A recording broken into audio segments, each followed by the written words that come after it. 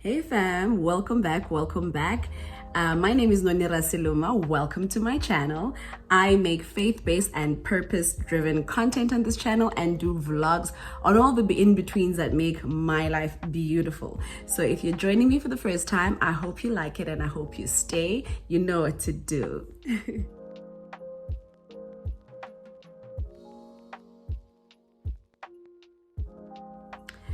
So I just thought let's have a sit down and have a catch up. How are you guys? Let me know in the comment section. How is the first half of January treating you? I can't believe it's so crazy that it's gone by so fast. I feel like January is ending super soon, and that's it. First month of the year done. You know, don't let this year happen to you. Command the year, decree into the year, so that you're not caught up in the whirlwinds of whatever life throws at you as the year goes by. So if you still haven't done your vision boards and goal settings for the year, do that. I encourage you to do that. It's biblical, and equally it'll give you so much direction in terms of your year going forward. As for me, woo, so much has happened already in these first 2 weeks of Jan. The first one being that my husband and I opened a church. Oh my word. Woo, this hair. It's been a long time coming. It's been a long time coming. We've been married now 4 years in March, actually. We've been married, so almost 4 years. And since day one, I knew that this day was coming. I just was crossing fingers. It doesn't happen too soon. But it's been a calling from a very long time ago upon my husband's life. And it's very, very weird. Not weird. Funny, not funny. I can't put a word to it. But my brother in the Lord, my brother prophesied to me. That's my best friend's husband. He prophesied to me before actually my husband and I started dating that and I was in a thing then. I was getting to know a person, not a thing. I was getting to know a person at the time. And he's like, I think you could be wasting your time because God showed me in the spirit that your husband is a pastor. I'm like, marrying a pastor can never be. And he's like, listen, your husband is, God told me that your husband is a vendor man. God told me that your husband is a pastor. So the person you're with, you may just be, wasting a little bit of time there. Just go back into your prayer closet and seek God about this relationship. But I can sense it in my spirit that very soon you're going to meet your husband. And obviously I'm like, now how do I ditch this person that I'm getting to know? But I prayed about it, and I prayed about it because also you don't want to rush forward and get excited about a prophecy, because at times, most times, God doesn't put a time to prophecy. He doesn't say in 2 days time or in 2 months time. It could be in 2 years time, and you just need to be very, very intimate with God for you to know and to hear from the Holy Spirit when it's happening, when that prophecy is being set in motion. So when I met my husband, I knew him. I'll do a video with him on this channel to formally introduce him to you guys. I know you've met him before. If you haven't, you're more than welcome to go to my previous vlogs and stuff. So when we got together, let me say that, when we got together and he proposed marriage to me, I already knew that he had the calling upon his life. I already knew him to be a minister of God's word. But it's such a scary feeling walking into that, and also such a calling so big as that, However, to fast track the whole thing, we got married and I relocated from Cape Town to Limpopo. We are living in Polokwane, and We've been to a few churches around here, served diligently so, even helped start up a church, and God told us to leave at a time where it was really, it grew so massively, but God told us that it was time to leave.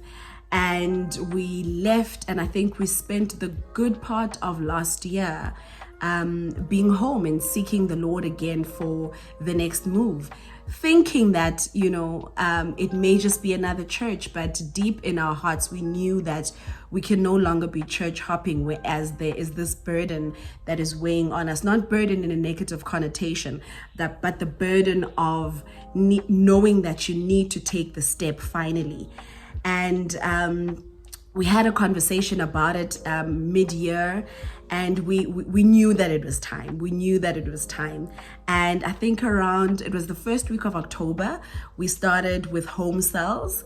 I like the fact that we eased ourselves into it before actually launching the church. So we started with home cells, preaching the word here at home and ministering the word to, as a small group of people. And then the Lord gave us a date, the 7th of January. That was the day when we now officially launched Redemption City Church.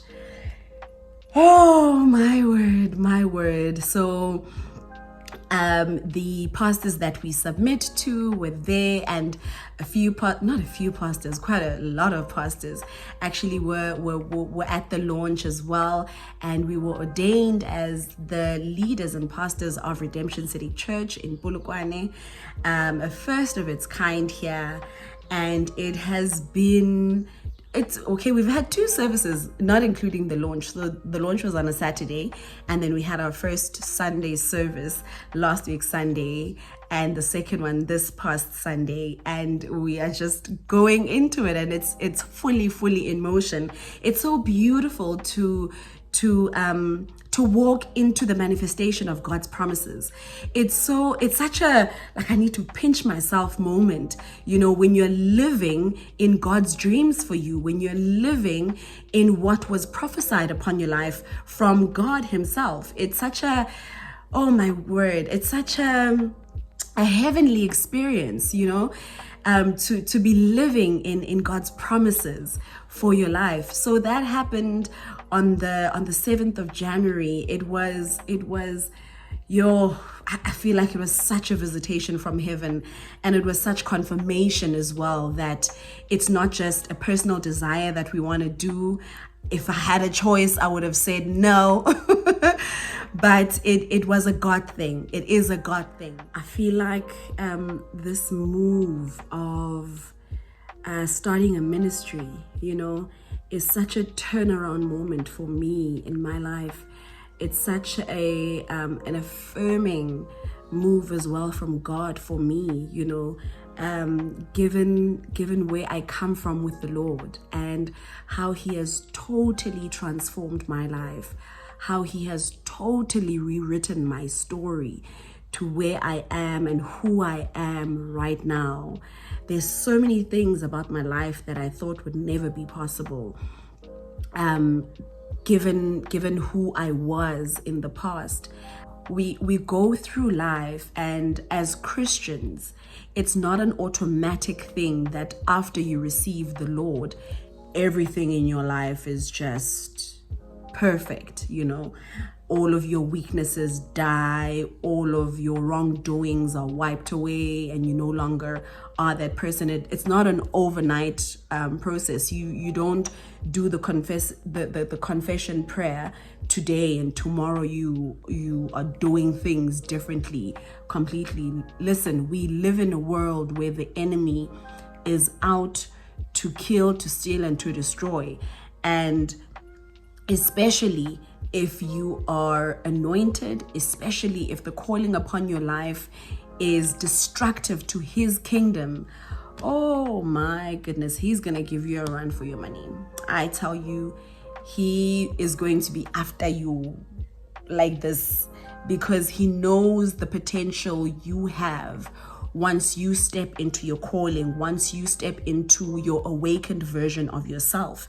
He knows how dangerous and what a threat you are to his kingdom. So he will do whatever it takes for you to not be awakened. He will do whatever it takes for you not to step into your purpose, because he knows that once you step into that version of who you're meant to be and who you're called to be according to God, it's over for his schemes, and it's over for the kingdom of darkness when it comes to your purpose in your life. And that's the mandate that God has given me personally. It's to awaken women to who they are, to their true calling of who God has called them to be, and not calling only in the church setting, in the ministry setting, but calling in the workplace, calling in terms of your skills, your abilities, your talents, and just walking into that because you're functioning in who God has created you to be. And I believe that even though I was born again, I can't say that I have the most perfect past. But listen, I have a perfect God who did a perfect work in my life. And the woman that I am today amazes me so much. And I have so much more sympathy on the girl I used to be before realizing my potential, before walking into who I am. I have so much more sympathy on her because she was dead. She was not awakened. She was asleep. She had not risen to who she is and living on God's promises and God's identity for her. So this awakening that has happened in my life, God has commissioned me to go out there and do the same to other girls and other women who are or were in the same position that I was in. And trust me, when you are living in your awakened self, when you are living in your purpose and your calling, whoo, child, there is nothing the enemy can do to take you back to who you used to be. And that's my testimony. So us walking into leading Redemption City Church, I mean, it's only been 2 Sundays, but already the transformation, already the wisdom that I shock myself when I'm translating or teaching God's word, or when I'm standing up ministering. I started ministering actually before we established Redemption City Church. Because you are going to rob yourself from enjoying these promises. And I amaze myself, God has unleashed also the other gifts in me. I never knew that I could prophesy. The gift of prophecy in my life has been unleashed. And it was something that was hidden. It was something that was prophesied to me years ago, but I always downplayed the prophecies because of who I used to be. I always downplayed those kind of prophecies and kind of lived up to the prophecies of, oh, we see you being a great businesswoman and the likes of those kind of things, which are very, very true. And I'm walking in the manifestation of those as well. But the more tense and serious ones, of leading a church and prophesying, leading people to Christ, etc., those ones, I always thought that they were too big for me. I felt I wasn't worthy of that title. I wasn't worthy of that gift at the time because I was dead to who I truly am. But I'm telling you, once the awakening happened in my life, devil is in trouble, Shem, because my mission is awakening women, and I will spend my last breath doing that as the Lord commands me. And I am super excited. Even in my organization, that is what I've been doing. So Redemption City Church for both my husband and I has literally been an extension of what God has already been doing in our lives. And it's such a natural progression as well. I'm not saying that right now I'm this perfect woman, I'm this perfect human being. No, there are still areas in my life that God is working on. But you know what?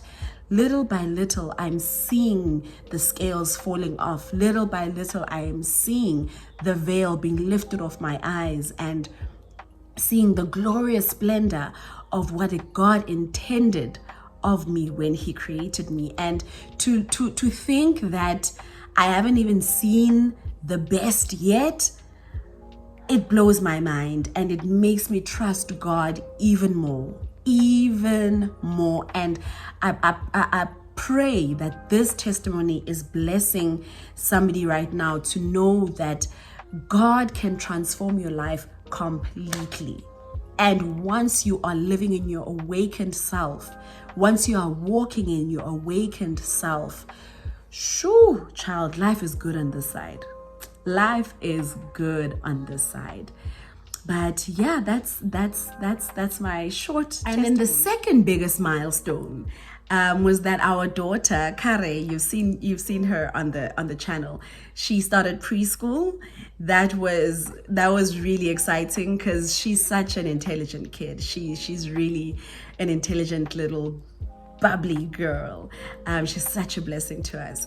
And she started on the Monday, which was the 9th of Jan. She started on the 9th of Jan, and she loved it. We thought she was going to cry or whatsoever, but we also had the confidence that she's pretty good with other kids. She's a very sociable little girl. She's very loving, and she's so compassionate with other kids as well when she plays with them. So there was obviously that little bit of parental anxiety. I'm sure any parent would know what I'm talking about. But also there was that comfort of us having seen her in the surroundings of other children, in the company of other children, and how she interacts with them. So there was that comfort to know that she's a feisty little girl. She's an assertive little girl. So we're not too worried about her in that new setting. So she went to creche and she was super excited.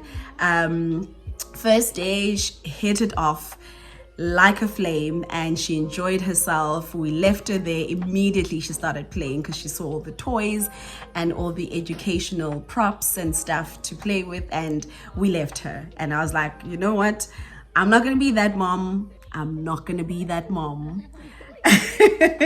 We left her to play and she was good. She was good. The third big thing that happened in these past 2 weeks, you guys know that my niece is getting married. You saw the Lobola vlog, the Lobola celebration vlog. My niece is getting married now, end of Feb. She's actually my niece from my husband's side. I just don't like the whole in-law thing. But as you get to know the characters, you'll understand, oh, okay, that one is from the husband's family. Oh, okay, this one is from my side of the family. But yeah, I love her so dearly. I love her so dearly. And she asked me to help her go wedding dress shopping. So I was super honored. It's such a huge task and a huge request from someone. So I was really honored for that, to be able to help her choose the dress that she'll be wearing on her big day. And we have a really awesome relationship, the two of us. I have a great relationship with my in-laws, like shout out to the Rasulullah clan. So she's one of the many, there's so many grandkids, because I mean it's a family of 9 siblings, 1 mother, 1 father. So you can imagine all the grandchildren. So I took her there and we shopped around. She fitted on a few dresses that she was stunned by, and I got so teary and emotional when we eventually picked the one, because I'm just like, yo, this moment is so real. Also, she just looked like an absolute princess in the dress, and it kind of made me miss wanting a white wedding, but that's a conversation for another day. Because I had a traditional styled wedding, but I'm happy with it, because I'm the one who actually pushed for it. I'm the one who wanted it. So yeah, that's what's happened in these, what are we on, day 17 of January? Imagine, January is almost over. I can't believe it. What have you guys been up to? What have you guys how has it been for you? Just let me know in the comment section. I'm just literally coming in here to have a chit chat with you guys for joining me on my chit chat. And I hope that you are good. I hope that 2023 has started on a good note for you. And I release God's blessings upon you. I really hope that you live in God's promises for you this year. I love you guys.